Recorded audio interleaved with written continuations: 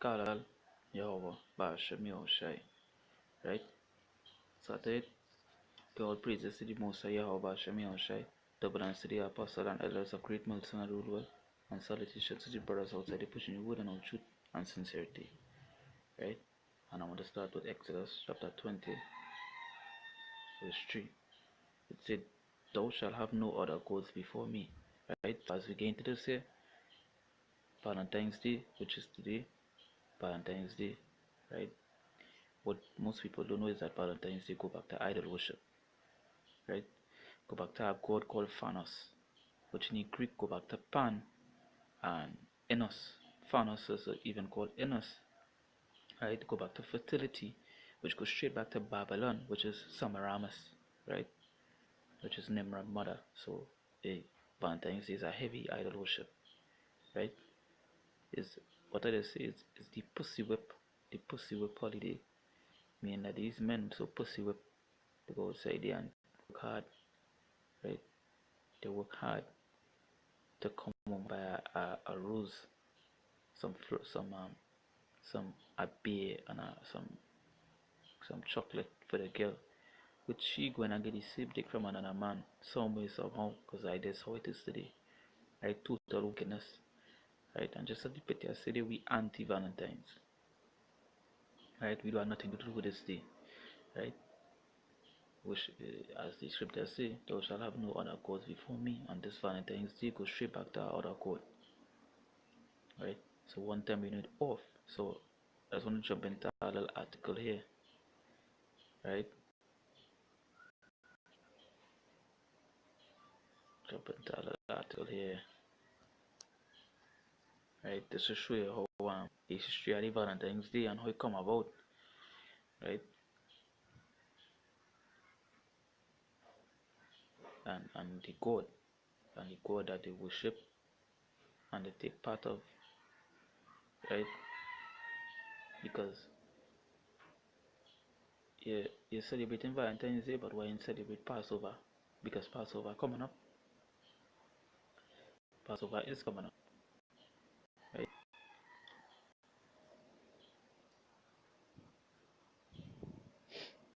So, this site here, right, it is www.newvision.co.ug. Now, when you go on Google, you can just type in Valentine's pagan, Valentine's pagan day, or Valentine's pagan, the pagan holiday, right? And go straight to the point.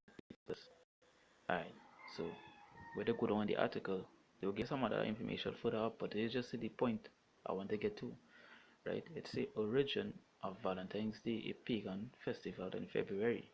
While some believe that Valentine's Day is celebrated in the middle of February to commemorate the anniversary of Valentine's death or burial, which probably occurred around AD 270, others claim that the Christian Church may have decided to place St. Valentine's feast day in the middle of February in an effort to Christianize the pagan celebration of Lupercalia. So you see which at Valentine's Day go back to Lupercalia, right?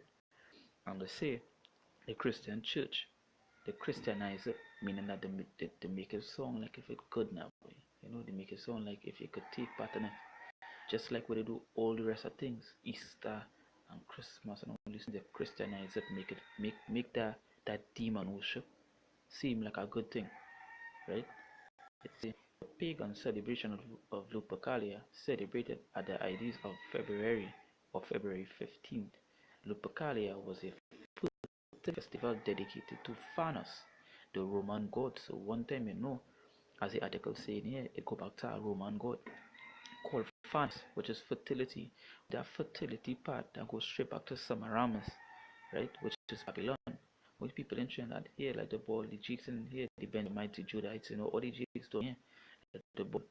Hey, we don't follow Babylon, but they're taking part in, in, um, in Valentine's Day, right? Right, so I'm go back to this here, the Roman god of agriculture, as well as two Roman founders, Romulus and Remus, right? To begin the festival, members of the Luperci, an order of the Roman priests, which Roman Catholics, as the church was church was them deep into it, would gather at a sacred cave where the infants Romulus and Remus, the founders of Rome, were believed to have been cared for by a she-wolf or bear. The priests would sacrifice a goat of fertility and a dog for purification. Right?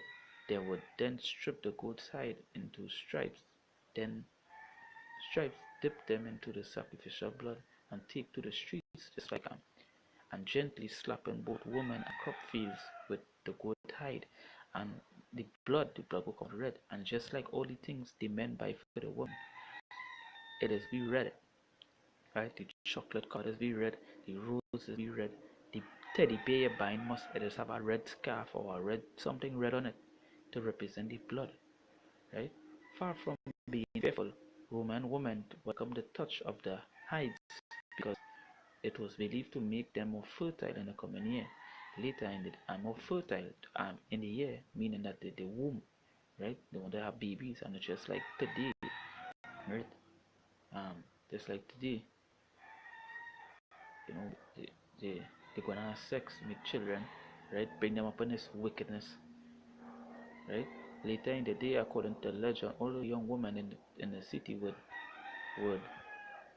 place their names in a big urn. The city's bachelors would each choose a name and become paired for a year with his chosen woman. These matches often ended in marriage. So that is basically to the point of it is just to show you these these men and the church, right? His church was heavy, as I said, the Christianized it, trying to make it sound like it's a good thing, but it's about the idol worship, right?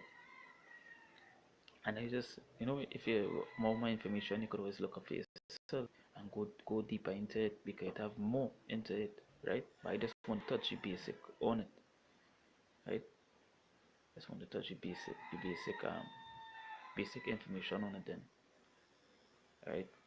So I know just want to call some precepts here,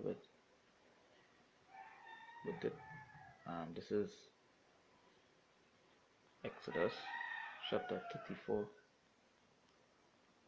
starting from verse 12. It says, "Take heed to thyself, lest thou make a covenant with the inhabitants of the land. Whether thou goest, let it be a snare, let it be for a snare in the midst of thee." So, take heed, take careful attention of yourself, right? You know, they make a covenant with the heathen, right? Which we do, which Jakes do, which we take part in Valentine's Day. As we now read it, was a Roman thing, so, what we make a covenant to them. But the Jakes that celebrate and make a covenant to them. Verse 13, he said, "But ye shall destroy their altars, break their images, and cut down their groves." So when we go in the land, what we used to do was destroy all the idol worship, right? And that what we're supposed to do today, you know. Anything are wrong here, like Valentine's Day and this stuff, you just don't have it around here. Stay far away from it, right? Verse 14, For thou shalt worship no other God, for the Lord, whose name is jealous, is a jealous God. So yes, so as again, do worship, as the scripture says, so worship no other God but Yahweh Hashem Yahushai, right? For he's a jealous God, meaning that, hey, you know what? If you have a woman and that woman talk to somebody else or somebody talk to that woman, you will feel jealous. And it's the same with Yahweh Hashem Yahushai. His people is what? They Israelites. So if them going to other God, wouldn't he be jealous? Because you're supposed to be serving Yahweh Hashem Yahushai. Right? And that how the rat copy that will proving this slavery, all these things are breaking the Mosai laws. Right? And the pictures will be anti-Valentine's Day, meaning that, hey, we don't deal with that at all. At all. So again, you're supposed to have no other gods, right? Putting things in front of the Mosai, like Valentine's Day. Why you celebrate Passover? Why you take part in Passover? Right? Because it have a difference between holiday, holiday and holy day, right? It have a big difference between the two words holy and holy. Holy is what the world do, and holy is what we do. The holy days, the high holy days, like the Passover and all the rest are holy days. but the world do holidays. Holly, there are big difference. I know I would like to touch on that video as well, right? But for the world, just some basic information is that holy is the good one and holly is the bad one. Which the holly is the left hand side, which that what the Esau and these people do. That what these churches do the left hand side, right? Like Valentine's Day, Easter, and all these things go back to other gods, which we're not supposed to even be doing, right? So go down next scripture here, Jeremiah chapter 14, Jeremiah 14, Jeremiah, Jeremiah 10 verse 2. It says, Thus said the Lord, learn not the way of the heathen, and be not dismayed at the signs of heaven, for the and be not dismayed at the signs of heaven, for the heathen are dismayed at them. So yes, we were supposed to learn ways of the heathen, right? But you know what? The Jesus said they still learn the ways and still continue it to this day. And that heathen ways is like what we now read, right? It was the Roman people taking part in that Valentine's Day, Lupercalia, which they so-called call Valentine's Day today, right? We wasn't supposed to take part in that. We wasn't supposed to learn that because that is hidden way, but we still take part in it. And people that talk about love and love. You know, it's that they are love, but really and truly, according to the scriptures, only one thing is supposed to love, right? Matter of fact, I'll get here. It's First John chapter 5, right? 5 verse 3. It says, For this is the love of God, right? So this is the righteous love. This is what love's supposed to be. It says, For this is the love of God, that we keep his commandments, and his commandments are not grievous. So really and truly, if you talk about love and you love God, this is what you're supposed to do. You're supposed to keep his commandments, right? That is righteous love. And one of the commandments, like what we now read, is to have no other gods. So what are you doing celebrating Valentine's Day for? If you so love, and in these churches, just like what the article say, they Christianize it, meaning that these churches, they make it seem good to the people, right? And that is to show you how deep breaking every commandment of the Most High. So who them really love? Them really love the devil.